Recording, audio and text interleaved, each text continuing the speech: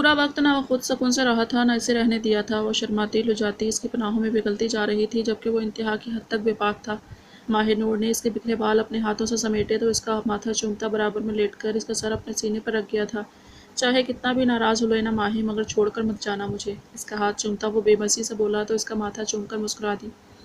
आप मेरा मस्कन हैं, आपके सिवा अब है ही कौन इस दुनिया में मेरा। आप मेरा घर है, मेरा दिल है। मैं कैसे रह सकती हूँ आपके बगैर। वो थोड़े ही वक्त में इसकी मोहब्बत में डूब गई थी। शायद मोहब्बत होती ही ऐसी बिना गर्ज के है। इतनी जल्दी मोहब्बत हो गई मुझसे। अपना रुख इसकी तरफ करते इसे सवाल किया, मोहब्बत क्या होती है मुझे नहीं पता, मगर जब एक औरत को मर्द के साथ तहफ़्फ़ुज़ का एहसास हो और वो दिल से इसकी इज़्ज़त करे तो मोहब्बत होने में देर नहीं लगती। मैं जानती हूँ कोई इतनी ख़ास नहीं हूँ, कोई भी मुकम्मल नहीं होता, मगर आपके साथ मैं ख़ुद को हर ख़ौफ़ से आज़ाद महसूस करती हूँ। आपका साथ इस दुनिया से बेहतर है जो मैं गुज़ार कर आई हूँ। मैं पूरी कोशिश करूँगा कि तुम्हारी हर उम्मीद पर पूरा उतरूँ। इसका माथा चूमते इसने माही को मज़ीद खुद से करीब किया था। इनकी शादी को महीना हो चुका था। वो इसका बहुत ख्याल रखता था, मोहब्बत करता था, मगर मामूली सी बात पर इसका अचानक मूड बिगड़ जाता, जिससे वो परेशान रहने लगी थी। इसे लगता था अरहम के साथ कोई मसला है, वरना इस जैसा प्यारा इंसान अचानक इतना वहशी नहीं बन सकता। मुलाजमों से वो ज़्यादा बात नहीं कर सकती थी। अरहम की इस पर हर पल नज़र रहती थी। वो इसे एक पल भी अपनी नज़रों से ओझल नहीं होने देता था। इसे डर लगता था इसकी माँ और तंजीला की तरह माही भी इसे छोड़ जाएगी। मगर भला वो पूरी ज़िंदगी मोहब्बत के लिए तरसी हो। वो अपना मोहब्बत भरा आशियाना छोड़कर कहाँ जाएगी। मगर अरहम का अपना दिल का क्या करता कि माँ के बाद इसे दादी ने संभाला था, मगर तंजीला के बाद वो बिल्कुल टूट गया था, गलत सोहबत में रहने लगा था। और फिर एक दिन वो इससे मिली और इसकी ज़िंदगी में भौचाल बर्पा कर गई।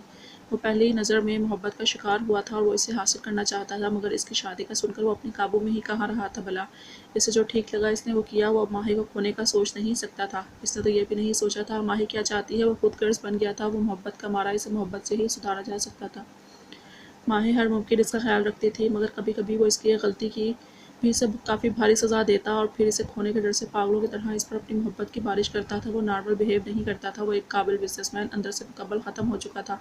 इसका मूड आज बहुत अच्छा था। आज अरहम ने इसे बाहर घूमने ले जाने का वादा किया था, इसलिए वो सारे काम जल्दी से निपटा कर अब तैयार होने में मसरूफ़ थी। जब से वो आई थी अरहम का काम उसने अपने ज़िम्मे लिए हुए थे। अच्छे से तैयार होकर इसने एक नज़र आईने में देखा, खुद को देखा तो शर्मा गई। कितनी प्यारी हो गई थी वो। काले रंग की कामदार फ्रॉक, हल्का मेकअप, डायमंड ज्वेलरी जो अरहम ने इसे दिलाई थी, वो कहाँ सोच सकती थी सबके बारे में। ऊपर से अरहम की मोहब्बत ने एक अलग ही रंग चढ़ा दिया था। वो कमरे में आया तो इसे खुद को देखते पाकर इसे अपने हिसार में कैद किया था। वो बेसाख्ता मुस्कुरा दी। अब हम मुकम्मल हुए हैं। उसके हाथ पर अपने हाथ जमाती वो आहिस्ता से बोली तो वो झुककर इसके कान की लौ को चूम गया। मुझसे मत शर्माया करो जान। अरहम, हमारे दरमियान शर्मा शर्मी वाली कोई बात नहीं। इसका रुख अपनी तरफ मोड़ता और उसके लबों पर झुका। माही ने भी अपनी बाहें इसके गले में डाली तो वो इसे खुद में बेच गया। अरहम, हमें जाना था। लबों को आज़ादी मिलते ही माही ने इसे याद दिलाया था। इसकी बात पर वो मुस्कुराता इसका हाथ थामे बाहर आया था। इसे वो सबसे पहले से साइड लेकर गया था। पानी देखकर तो वो पागल दीवानी हुई थी। अरहम तो इसे देख देख ही पागल हुआ जा रहा था कि इतना नायाब और कीमती मोती इसका है, बिना किसी मिलावट के, बिल्कुल खालिश। वो हंसती खेलती सीधा इसके दिल में उतर रही थी। वहाँ मौजूद कई लड़कियों ने अरहम को इसके साथ देखा और जल गई, मगर वो दीवाना तो अपनी दीवानी को देखने में मसरूफ़ था, जैसे इससे ज़्यादा कोई ज़रूरी काम दूसरा हो ही ना। वहाँ से अरहम के मना करने के बावजूद इसने गोलगप्पे और चना चाट खाई थी और इसे भी खिलाई थी। वो इसे खुश देखकर खुश था। फिर वो इसे पूरे कराची की हर ख़ास जगह लेकर गया था। वो तो कभी ऐसे घूमने निकली ही नहीं थी, इसलिए ये सब बहुत नया और अनोखा था। अरहम तो बस इसकी खुशी में खुश था। आखिर वो इसे इस दो दरिया लाया था। इतने ख़ौफनाक माहौल में दोनों ने डिनर किया था। तभी वापसी पर वो एक बार फिर साहिल पर जाने के लिए बाजुद हुई थी। अरहम के लिए इसकी खुशी अहम थी, इसलिए इसे वापस साहिल पर लाया था, जहाँ वो इसका हाथ थामे नंगे पैर साहिल पर चलती इसे अपने दिल का हाल बयान कर रही थी। अरहम ने इसके गिर्द बाजू फैलाए तो वो पूरे हक से इसके सीने से लगी थी। समुंदर की मौजें इनके पैरों को छूती वापस लौट रही थीं। वो खुश थी, बेहद खुश। ऐसा लग रहा था वो हवाओं में उड़ रही थी। अरहम ने इसके चेहरे की खुशी देखी तो वापसी पर वो बस इसी सब के बारे में बात करती रही, जबकि वो आज सिर्फ इसे सुनना चाहता था।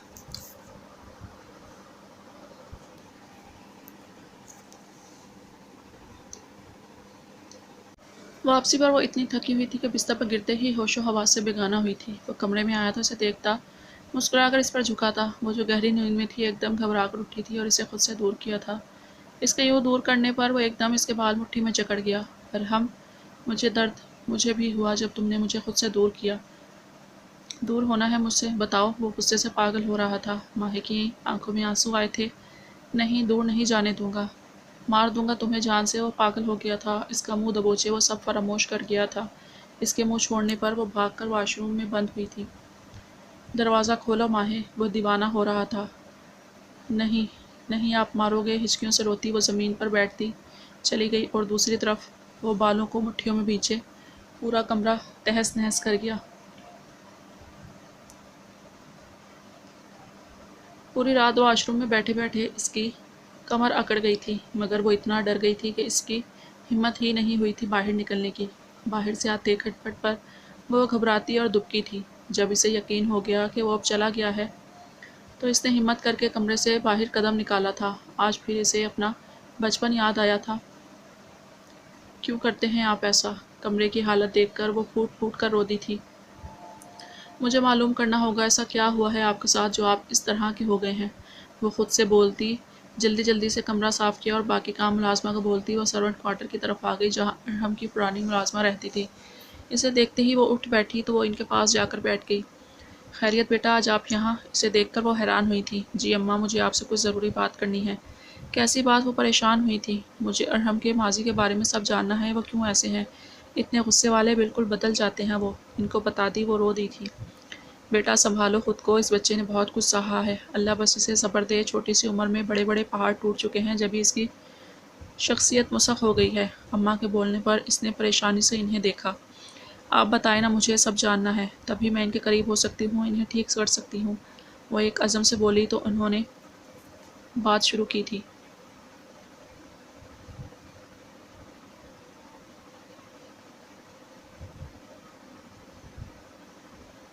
روبی اور جمشید صاحب کی لو میرج تھی۔ جمشید صاحب عمر میں بڑے تھے۔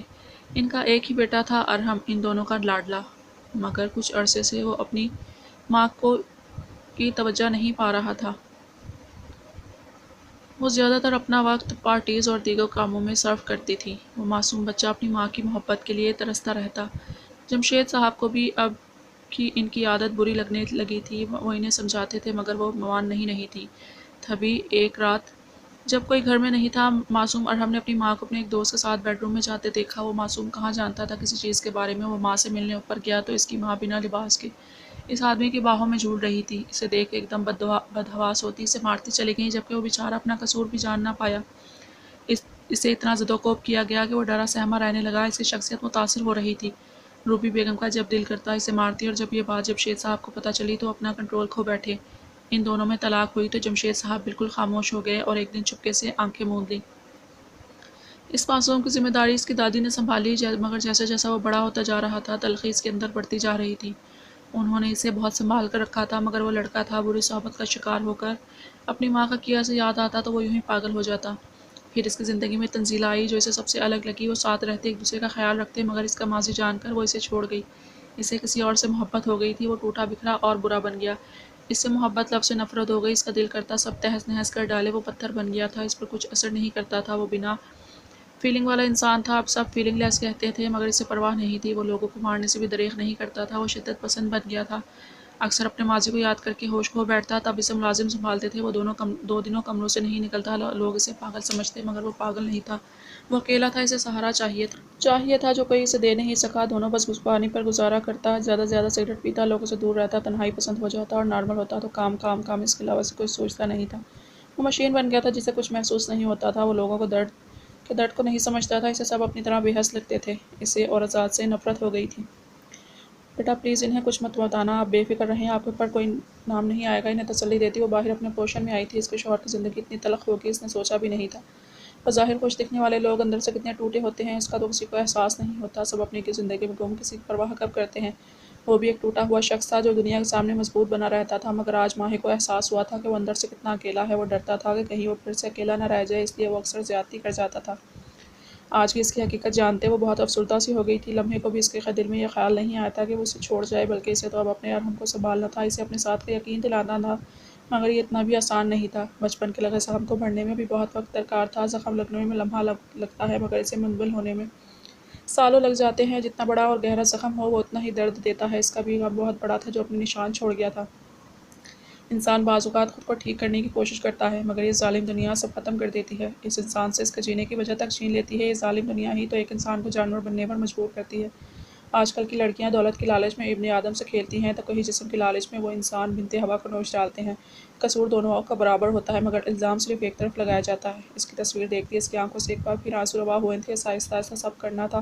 اس سے ارحم کی بیوی بعد میں پہلے دوست بننا تھا، پھر اسے کتنا ہی درد برداشت کیوں نہ کرنا پڑے۔ وہ جن حالات سے خود گزری تھی وہ یقین سے کہہ سکتی تھی اب اگر ایسا اس کے ساتھ ہوا تو وہ بھی اسی طرح ہوتی۔ آفس کے کیبن میں مضطرب سا بیٹھا تھا، جانتا تھا کل جو ہوا غلط ہوا مگر وہ اپنے ڈر کا کیا کرتا۔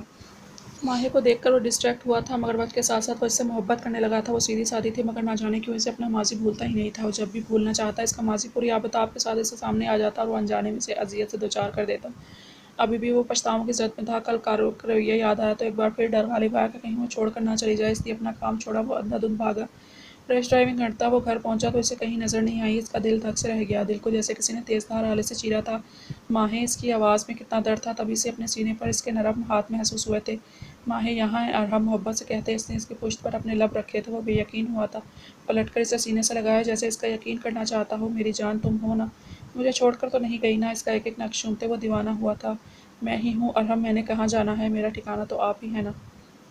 اس کے چہرے کو اپنے ہاتھوں میں لیے اس نے محبت سے کہا تھا۔ آئی ایم سوری جان، میں بہت برا ہوں، بہت درد دیتا ہوں نا؟ اس کے چہرے کو چومتے اس کی آنکھیں نم ہوئی تھیں۔ ارحم اس کے چہرے پر نمی محسوس کرتی وہ تڑپ سی گئی تھی۔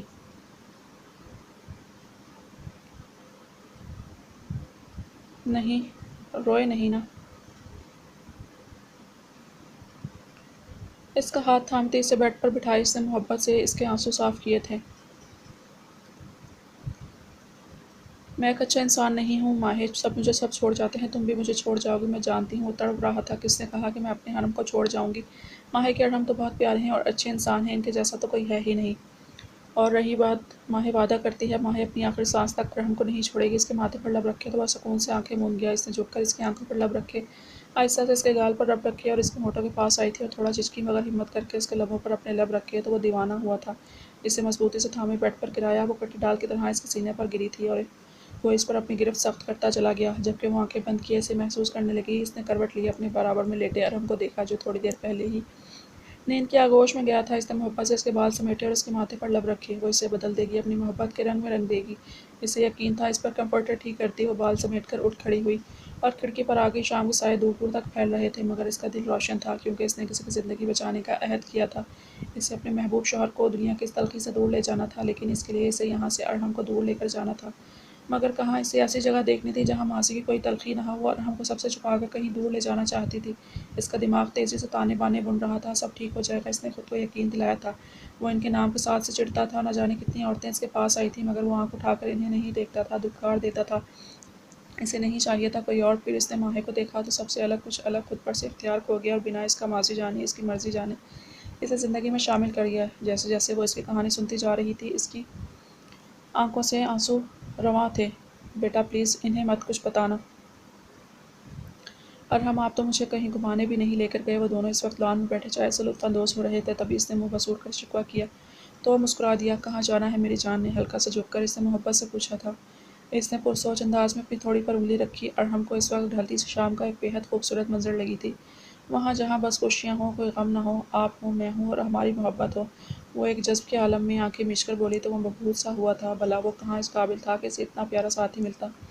ایسی جگہ کہاں ہے؟ اب یہ بھی بتا دے محترمہ۔ وہ ذرا سا جھکا تو وہ دل فریب انداز میں مسکرائی تھی۔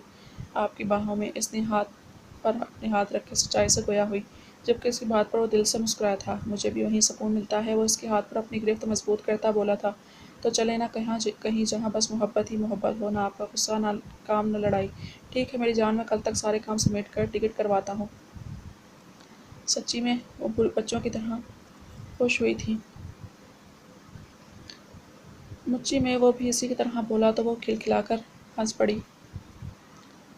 زندگی کو اسے خود سے حل کرنا تھا، وہ اپنی زندگی جو کسی ماضی کی تلخی کی کبھی نظر نہیں کر سکتی تھی۔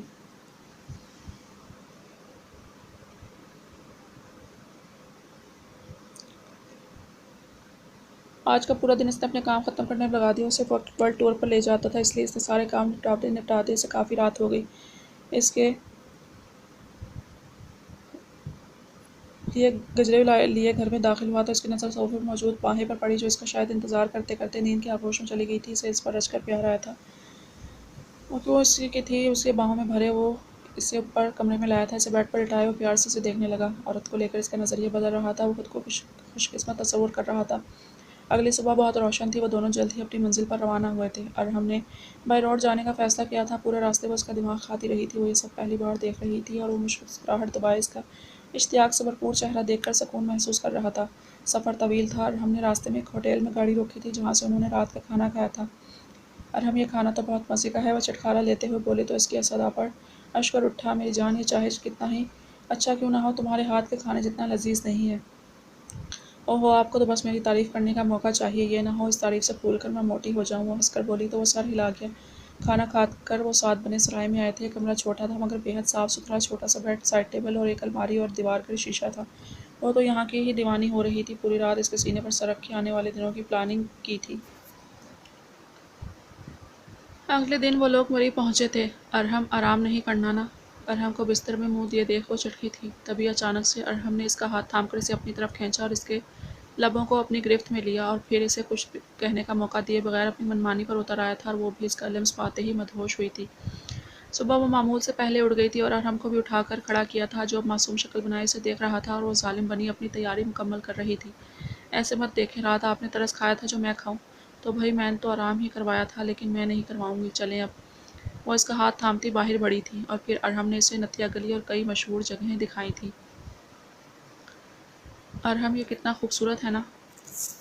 سامنے بنے پہاڑ دیکھو، مبہوت ہوئی تھی۔ وہاں سے انہوں نے بہت کچھ کھایا بھی تھا اور اپنے لیے پیک بھی کروایا۔ پورا دن گزار کر وہ واپس آئے تھے۔ اگلے دن انہیں پھر آگے کا سفر کرنا تھا۔ اگلی صبح ان لوگوں نے آنسو جھیل کا دورہ کیا اور پھر پورا دن آس پاس کی وادی گھومتے وہ بس ایک دوسرے میں مدہوش تھے۔ ڈرائی فروٹس کے درخت دیکھ کر وہ حیران ہوئی تھی، اتنے سارے پھلوں کے درخت اور وہاں موجود جھیلیں اور دریا۔ اس کا بس چلتا تو وہ وہیں رہ جاتی۔ ارحم اسے زبردستی اپنے ساتھ ہوٹل لایا تھا۔ تبھی اچانک ارحم کا فون بجا، جسے سن کر وہ زمین پر بیٹھتا چلا گیا تھا۔ ارحم، کیا ہوا ہے؟ ارحم، وہ بدحواس سی آگے بڑھی تھی۔ سب ختم ہو گیا ہے نور، سب کچھ۔ کیا ہوا ہے، کچھ بتائیں گے؟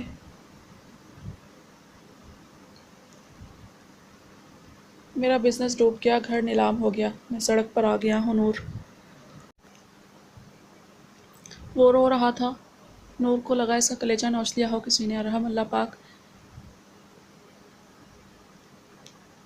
رحم کریں گے، آپ کیوں ایسے کر رہے ہیں؟ آپ کو کچھ ہوا تو میرا کیا ہوگا؟ پلیز ایسا مت کریں، ہم آج ہی گھر کے لیے نکلتے ہیں، پلیز روئے نہیں۔ اسے سنبھالتی وہ بیڈ تک لائی تھی۔ میں سونا چاہتا ہوں، پلیز۔ ہاں، آپ سو جائیں۔ اسے سلا کر وہ اس کے پاس ہی بیٹھ گئی اور اسے سر میں انگلیاں چلانے لگی۔ یہ کرتے کرتے اس کی اپنی بھی آنکھ لگ گئی تھی۔ اسے سمجھ نہیں آ رہا تھا اچانک یہ سب کیسے ہو گیا۔ اسے سب کی کچھ اتنی سمجھ بوجھ نہیں تھی، مگر ایسا 3 دن میں کیا ہوا تھا کہ سب ختم ہو گیا؟ اس سے ارحم کی پرواہ تھی، اس نے کتنی محنت سے سب بنایا تھا اور اس سب کے بعد مزید اس کے قریب ہوئی تھی۔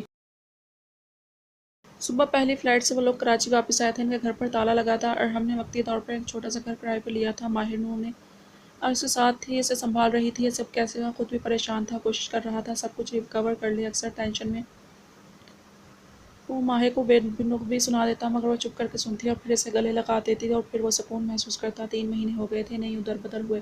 ماہر اپنے اندر آئی تبدیلی محسوس تو کر رہی تھی، مگر ہمت نہیں تھی کہ اسے کچھ بتا سکے۔ وہ صبح کا جاتا، رات گئے تک واپس آتا تھا۔ ایسے میں ماہر کو اس سے بات کرنے کا موقع ہی نہیں ملتا۔ آج بھی وہ تھکا ہارا گھر آیا تو ماہر نے اس کے لیے گرم گرم روٹی ڈال کر رکھی۔ کھانا کھا کر وہ کمرے میں آ گئی۔ طرف بھی ارحم کمرے میں آیا تھا۔ کیوں کر رہی ہو یہ بتاؤ؟ ہاں، غصے سے ایک دم اس کی طرف بڑھا تھا۔ ارحم، میری جان، کیا ہوا ہے آپ کو؟ کیوں چھوڑ کر نہیں جا رہی؟ ہاں، کچھ بھی تو نہیں ہے میرے پاس، نہ پیسہ، نہ گاڑی، نہ رتبہ، جیسے سب چھوڑ گئے تم بھی چھوڑ جاؤ نا۔ وہ حزانی انداز میں چیخ رہا تھا۔ وہ اس کی کیفیت اچھے سے سمجھ رہی تھی۔ کیوں جاؤں چھوڑ کر؟ ہاں، آپ کو بتائیں میں کیوں جاؤں؟ میں بس آپ کی خوشیوں کے ساتھی تھی، اب برا وقت پڑا تو چھوڑ جاؤں، بھول جاؤں کس طرح بن کہے ہر خواہش پوری کی؟ اب میری باری ہے تو میں پیچھے ہٹ جاؤں؟ کیوں اتنا کم ظرف سمجھتے ہیں آپ مجھے؟ میں نے محبت نہیں کی تھی مگر آپ سے خود بخود ہو گئی، آپ کی ہنسی سے، آپ کے غصے سے، آپ کی آنکھوں سے، آپ کے ہاتھوں سے، آپ کے کپڑوں سے، اپنی خوشی سے، تو کیسے چلی جاؤں؟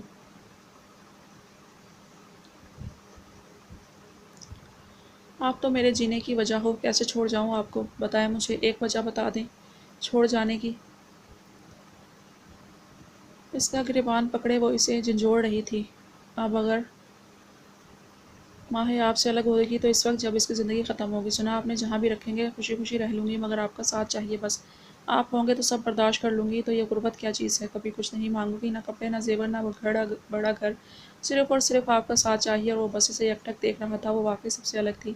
اسے لگا وہ بھی اسے چھوڑ جائے گی, مگر یہ تو نہیں کچھ نہیں چاہتی تھی. اسے اپنی سوچ پر افسوس ہوا, غصہ آیا تھا, ہمیشہ اس کی تکلیف کا باعث بنتا تھا. ماہی وہ ایک دم اس کی طرف بڑھا تھا. نہیں معاف کروں گی, کبھی معاف نہیں کروں گی, اس سب کے لیے آپ کو آئی سمجھ. اسے پیچھے ہٹاتی وہ روتی ہوئی مڑی تھی. تبھی زور کا چکر آیا اور وہ زمین بوس ہوتی, مگر ارحم نے اسے وقت رہتے سنبھالا تھا. ماہی کیا ہوا ہے, یوں نہ کرو, آنکھیں کھولو ماہی پلیز. وہ دیوانہ بنا اس پر جھکا کہہ رہا تھا, مگر وہ ہوش و حواس سے بیگانہ اس کی باہوں میں جھول رہی تھی. اسے اٹھا کر وہ تیزی سے باہر نکلا تھا. بسکر اسپتال کی جانب تھا. وہ اسے لیے اسپتال آیا تھا اور اب بے صبری سے ٹہلتا ڈاکٹر کے بلاوے کا انتظار کر رہا تھا, جو اندر اس کی ماہی کا چیک اپ کرنے میں مصروف تھی.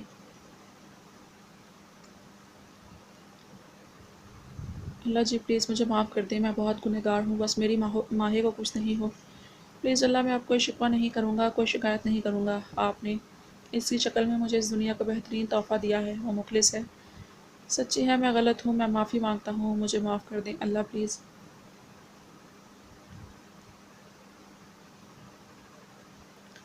وہ اپنے رب کے حضور گڑ گڑا رہا تھا. تبھی ڈاکٹر نے اسے اپنے کیبن میں بلایا تو وہ بے صبری سے اندر داخل ہوا. جی ڈاکٹر آپ, جی میں ان کا ہسبینڈ. دیکھیں آپ کی وائف بہت کمزور ہیں, اوپر سے انہوں نے کسی بات کا صدمہ لیا ہے, اور ان کی کنڈیشن ایسی نہیں ہے کہ وہ یہ سب برداشت کر سکے. مطلب میں سمجھا نہیں. وہ ناسمجھی سے ڈاکٹر کو دیکھنے لگا. آپ کی وائف ماں بننے والی ہیں, کیا یہ بات آپ کو نہیں پتا؟ ڈاکٹر نے قدرے حیرانی سے پوچھا تو اس نے نفی میں سر ہلایا تھا. اور دیکھیں اب ان کا بہت خیال رکھنا ہے, کوئی ٹینشن نہیں دینی, خوش رکھنا ہے. آئی ول ڈاکٹر, اب آپ جا سکتے ہیں انہیں. ڈاکٹر کے بولنے پر وہ اسے لیے باہر آیا. اس نے ماہی کا ہاتھ تھامنا چاہا, مگر وہ ہاتھ چھڑا لی. ٹیکسی میں بیٹھ گئی, جبکہ وہ شرمندہ ہو گیا. گھر آ کر بھی وہ بنا بات کیے بستر پر لیٹ گئی تھی. ماہی آئی ایم سوری, پلیز مجھے معاف کر دو, میں نے غلط کیا, بہت غلط. وہ پشیمان تھا. آپ ہمیشہ یہی کرتے ہیں, عادت ہے مجھے, آپ بے فکر رہیں, میں ناراض نہیں ہوں. غصے سے بولتی وہ رخ پھیر گئی. تبھی اس نے ایک جھٹکے سے اسے اٹھا کر اپنے روبرو کیا تھا. تم میری زندگی کی پہلی عورت ہو جس نے ہر حال میں میرا ساتھ دیا ہے. مجھے چھوڑا نہیں, برا نہیں کیا, مجھ پر بھروسہ کرنا سکھایا ہے. تم نے مجھے معاف کر دو, آئندہ ایسا کچھ نہیں ہوگا. وہ اسے باہوں میں بھینچے وہ فریاد کر رہا تھا. ماہی نے نرمی سے اس کے گرد حصار باندھا تو وہ پرسکون ہوا تھا. آنے والی صبح ان کے لیے خوشیاں لائی تھی. ارحم اپنا کیس جیت گیا تھا اور اسے اس کی ساری پراپرٹی واپس مل گئی تھی. اس نے اپنا سب کچھ اپنے آنے والے بچے کے نام کیا تھا. اس کے کچھ دشمن نے اس کے پروجیکٹ چرائے تھے اور پھر اس پر دھوکہ دہی کا کیس کیا تھا, جس کی وجہ سے اس کا سب کچھ ضبط کر لیا گیا تھا. مگر پھر سچ ثابت ہونے پر دشمنوں کو منہ کی کھانی پڑی تھی اور اسے اس کا سب کچھ حاصل کر لیا تھا. وہ جیسا بھی تھا مگر قابض نہیں تھا, جھوٹا نہیں تھا. وہ اپنے رب کا جتنا شکر ادا کرتا کم تھا. زندگی پھر سے اپنی ڈگر پر آ گئی تھی. وہ بدل رہا تھا, وہ بدل گیا تھا. روح سے کی گئی محبت نے اسے بدل دیا تھا.